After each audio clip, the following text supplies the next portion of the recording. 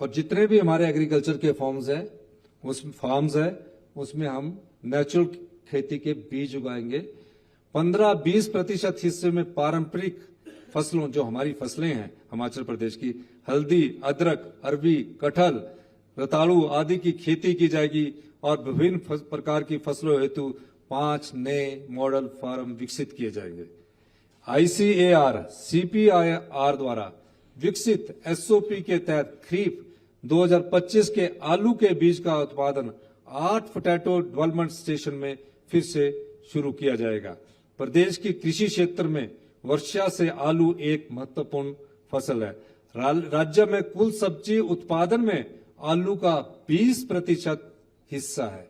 अतः आलू की फसल को बढ़ावा देने के लिए हमारी सरकार ऊना जिला में लगभग 20 करोड़ की लागत से 500 केजी पर आवर की क्षमता वाले पोटैटो प्रोसेसिंग यूनिट प्लांट को स्थापित करने जा रही है, जो कि प्रदेश में वर्ष के दौरान 3,400 हेक्टेयर से उगने वाले आलू की दोनों मौसमों की फसलों के लगभग 54,200 मीट्रिक टन आलू उत्पादन करने वाले किसानों को सहायता प्रदान करने में सहायक होगा।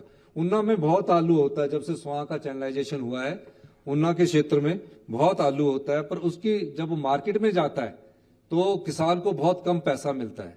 इसलिए उसका प्रोसेसिंग यूनिट वहीं लगाकर उसको हम आगे बढ़ाने की दिशा में, ग्रामीण अर्थव्यवस्था को मजबूत करने की दिशा में और किसान की जेब में पैसा है उस दिशा में हमारी सरकार आगे बढ़ रही है। गेहूं और मक्का के बेहतर भंडारण के लिए प्रदेश में उच्च तकनीक से चलित साइलो स्थापित किए जाएंगे। अध्यक्ष महोदय, हम सरकार प्रदेश के किसानों के उत्थान के लिए प्रतिबद्ध है और हिमाचल प्रदेश फसल विविधीकरण संवर्धन परियोजना इसी दिशा में एक महत्वपूर्ण प्रयास है। आगामी वित्त वर्ष में सरकार इस परियोजना हेतु 154 करोड़ रुपए का व्यय करेगी। परियोजना के तहत निम्न महत्वपूर्ण कार्य किए जाएंगे। 100 गांव में सिंचाई योजना का निर्माण करके उन्हें लोकल कमेटीज को ट्रांसफर किया जाएगा। कृषि यंत्रीकरण पर सहायता प्रदान करने के लिए लगभग 10 करोड़ रुपए व्यय किए जाएंगे। परियोजना क्षेत्र के लाभार्थी किसानों के लिए 1,500 प्रशिक्षण शिविर आयोजित किए जाएंगे। वे लगभग 4,000 डेमोन्स्ट्रेशंस ऑन वेजिटेबल कल्टीवेशन आयोजित की जाएगी। मिलेट्स के प्रसार के साथ साथ खाद्यान्न उत्पादकता पर लगभग 2,400 डेमोन्स्ट्रेशंस आयोजित किए जाएंगे। मुख्यमंत्री खेत संरक्षण योजना, मैं मुख्यमंत्री खेत संरक्षण योजना को आगे बढ़ाते हुए अब किसानों को जंगली जानवरों से फसलों की रक्षा हेतु सोलर फेंसिंग, जालीदार और कांटेदार बाड़बंदी में सहायता प्रदान की जाएगी। अध्यक्ष महोदय, जितनी भी चाहेंगे उतनी करेंगे क्योंकि लोगों ने आपको अभी बजट बुक में देख लेना। अध्यक्ष महोदय, हिमाचल प्रदेश में बागवानी व केवल किसान ओबलिक बागवानों के लिए आजीविका का स्रोत है, बल्कि यह ग्रामीण विकास, रोजगार सृजन और आर्थिक स्थिरता का प्रमुख स्तंभ है। हमारी सरकार ने बागवानों की समस्याओं को समझते हुए यूनिवर्सल कार्टन का इस्तेमाल आरंभ किया है और MIS के अंतर्गत लगभग 153 करोड़ रुपए की देनदारी बागवानों की चुकाई है। मैं 2025-26 के लिए इस क्षेत्र में निम्न घोषणाएं करता हूं। 4,000 हेक्टेयर में 257 क्लस्टरों के लिए टोपोग्राफिक सर्वे किया जाएगा। प्रदेश में किसान बागवान उद्यम नवाचार केंद्र स्थापित किया जाएगा, जो कि बागवानी उत्पाद की मार्केटिंग, प्रोसेसिंग आदि में सहायक होगा। 114 लिफ्ट इरिगेशन स्कीम वित्तीय वर्ष के अंत तक पूरी की जाएगी। HP शिवा परियोजना के तहत वर्ष 2025-26 में 100 करोड़ रुपए व्यय किया जाएगा।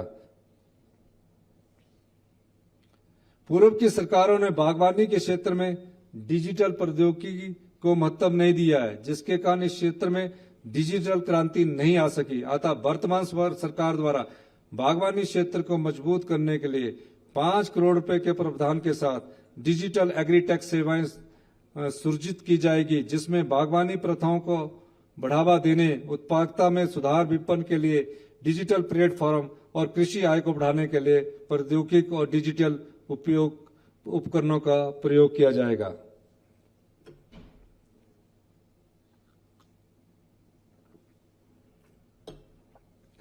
अध्यक्ष महोदय, मैं वेदर वेस्ट क्रॉप इंश्योरेंस स्कीम के अंतर्गत 60,000 से अधिक बागवानों को लाभान्वित करने के साथ साथ उन्हें आर्थिक सुरक्षा प्रदान की जा रही है। इस योजना में अब 3 और फसलों लीची, अनार और अमरूद को भी शामिल किया गया है। अब इस योजना के अंतर्गत सेब के लिए 36, आम के लिए 56, प्लम के लिए 29, आड़ू के लिए 16, नींबू के लिए 58, अनार के लिए 21, लीची के लिए 38 और अमरूद के लिए 22 ब्लॉकों को लाया जाएगा। यह कदम कृषि क्षेत्र विकास में एक महत्वपूर्ण योगदान होगा और साथ ही यह किसानों की भलाई के लिए सरकार की प्रतिबद्धता को दर्शाता है।